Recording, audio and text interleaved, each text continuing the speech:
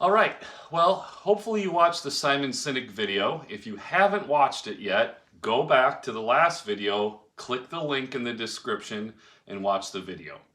If you don't watch the video, this next thing I'm going to talk about won't make as much sense, so please watch the video. Okay, assuming you've watched the video, you understand that people don't buy what you do, they buy why you do it.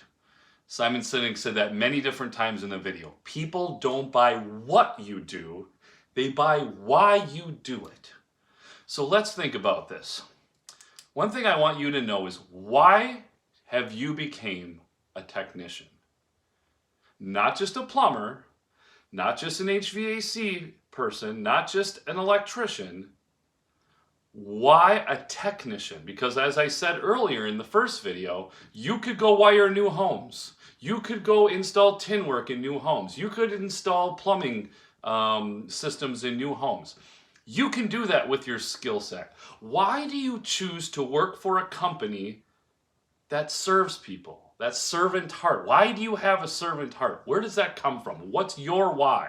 You are the only person that can answer this question. I can't. And it's not about making money, like he said. That is a result. That's a result of what you do.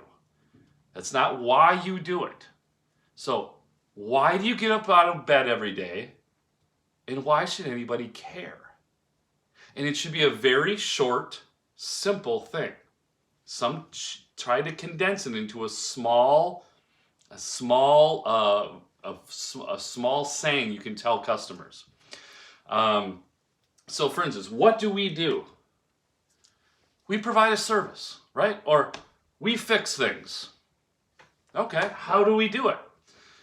We're the most skilled. We have the most professional technicians that work for us. We drive clean trucks. We're background checked. We're drug tested. We're professionally trained. We're ID badged. We have upfront pricing. We have financing, right? All these things. Why do we do it? Why? Why do you do this every day?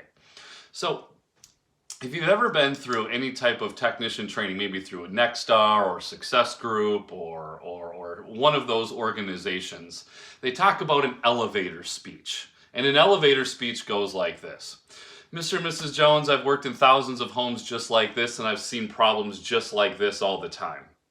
So I will take care of you today. I've been a technician for 20 years, and this won't be an issue. Okay, something along that line. That is an elevator speech. It sounds like a commercial. It sounds scripted. I don't like it. I never used it. But if you can tell people your why, that, my friend, is extremely powerful. And built in our system, which we're going to get to, there's this perfect spot for you to insert your why. Why do you do what you do? Then how do you do it? Then what you do. So here's an example. I'm an electrician. I fix things in people's homes, or I install things people want in their homes. How do I do it? I use the best products, I give the best warranties, and I make sure my customers are happy. Want to hire me? Like Simon says, doesn't sound that great. What if I did this? Mrs. Jones, I just want to let you know the reason I became an electrician is because I am sick and tired of seeing bad work done in our industry. I became an electrician to do the best work in this area. I want the most professional company in the Minneapolis Twin Cities area. So I created a company that gives upfront pricing, so you know the price right away. We're drug tested, we're background checked, an ID badge, so you know we're safe to work in your home. And we're going to come in here and we're going to fix electrical issues and install electrical products you want. Do you want to go ahead with the project? Sounds way better, doesn't it? I started with my why. It hit you right here. This is why he's doing this. I want to hire that guy, okay? So you have to figure out your why. You can't steal mine. You got to use your own.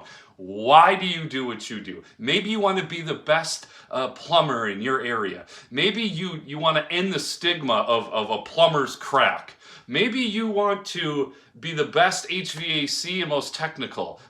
Whatever. I don't care what it is. It just has to come from the heart. It has to be true, because if it's fake, I promise you, your customers will look right through it. So find your why. Okay, so that's step one. What is your why? Now, we also have to find out your company's why. Why is your company in business? Yes, we know to make a profit. Okay, we already talked about that, but that's a result. I would go ask your manager or your owner, preferably the owner, why did you get in business? And see what he says. Because we need to tell the customers this.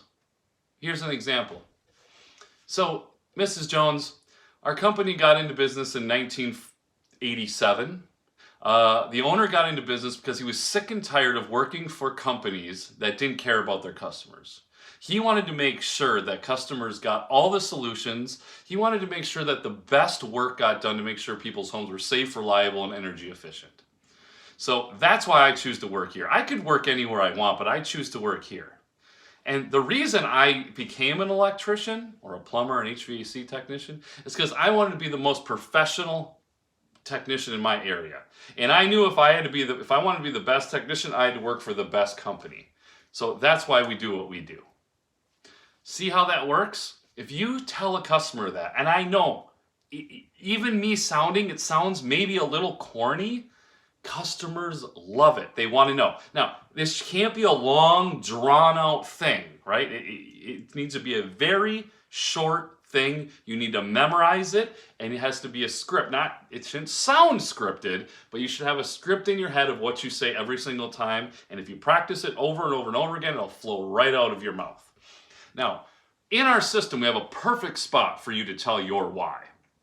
However, there are times you can go back to your why. For instance, one of the reasons I became, one of the best HVAC technicians because I'm sick of seeing crap work. There's a whole bunch of bad work being done out here. That's why I became an HVAC technician. Now, let's say an hour into the service call, you run into some bad work. You can reiterate it. Say something like, Mrs. Jones, this is exactly what I was talking about earlier. This is the bad work that literally drives me crazy. And this is why I got into the business, is to fix stuff like this. And then move on with your show and tell. So, come up with your why, find your company's why, and write down what your company's why statement is and what your why statement is. They say there is no silver bullet in sales. This is the closest thing to a silver bullet you will find. Good luck.